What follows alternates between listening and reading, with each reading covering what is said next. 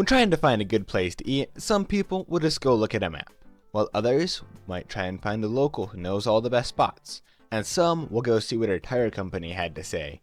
That's right, Michelin, the French tire company, rates restaurants, and their ratings are actually pretty highly valued. But why, you may be asking? Well, I'll tell you why.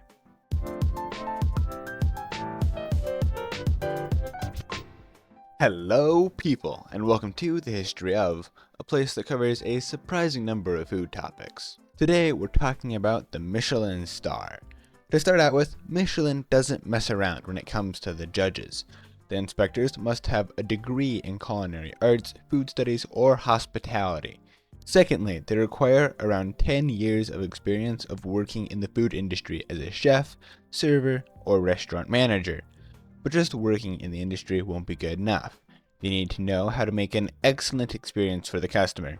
Thirdly, they need to be good at writing. Now you may be saying to yourself right now, why writing? Well, it's because they need to know how to write about their experience in detail, from the environment of the restaurant to the taste of the food itself. Once they have done all this, then they have to fight the battle to actually be hired for the job, which can take forever. When they do get hired, Michelin then puts them through an extensive 6-month training process in which they have to shine as food critics. When it comes to the restaurants themselves, they take them pretty seriously. Now you may be thinking that only the fanciest restaurants can get the coveted Michelin star, but with that assumption you'd be flat wrong. Any restaurant can get a star. All they have to do is meet or surpass what the inspectors are looking for. When the judges are in a restaurant, the only thing they consider is the food.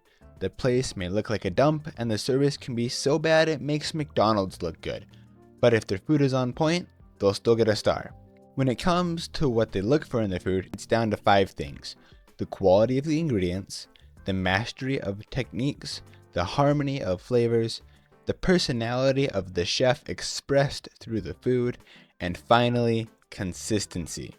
If a restaurant can successfully meet all of these qualifications, they will get 3 stars. If they meet most of the requirements, they get 2. And if they just meet some of the requirements, they get 1.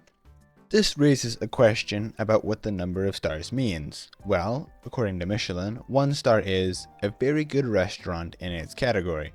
2 stars mean excellent cooking, worth a detour, while 3 stars means exceptional cuisine, worth a special journey. Now, the number of restaurants with stars varies, but at the time of writing, there are 2,912 restaurants with 1 star, 492 restaurants with 2 stars, and only 145 restaurants with 3 stars. When compared to the approximately 15 million restaurants in the world, having even 1 star makes it a very exclusive privilege that comes with a lot of publicity. So now that we know about the award and why it's coveted, we can look into when and where it came from. Imagine, the year is 1900 and there aren't that many cars driving around the streets of France. And as a result, not a super large market for tires.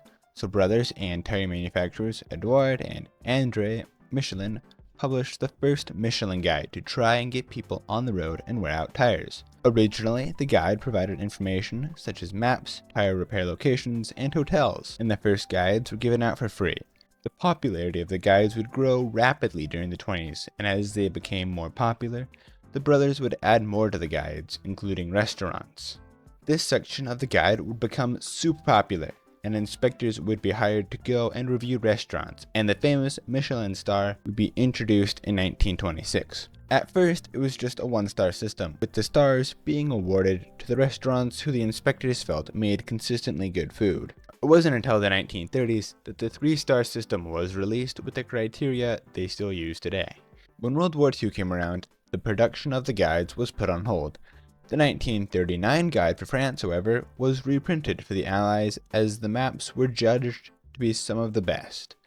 After the war had ended, the regular production of the guides resumed in May of 1945. In 1956, Italy received its first Michelin guide, yet wasn't awarded a single star in the entire country. Jumping ahead about 20 years, Britain received its first guide since the 1930s. Moving into at least somewhat present times, the United States received its first guide in 2005. As the guide continued to grow, some countries paid to have the guide, with South Korea paying over $1 million and Thailand paying about $4.4 million. In 2022, the guide made its way to Canada, covering Toronto and Vancouver for an undisclosed sum of money. The guide was also expanded to Vietnam, Malaysia, Estonia, and the UAE for undisclosed sums. In early 2023, Israel announced they had put in a bid for a guide for a payment of 1.5 million euros. In the early 2000s, a few allegations were brought against the guides, saying that restaurants weren't actually being visited every year, with more saying that the guides played favorites with more well-known chefs, and even more saying that the restaurants with more of a French style to them would have a higher chance of receiving a star because of the French origin. Most people see receiving a Michelin star as a very good thing.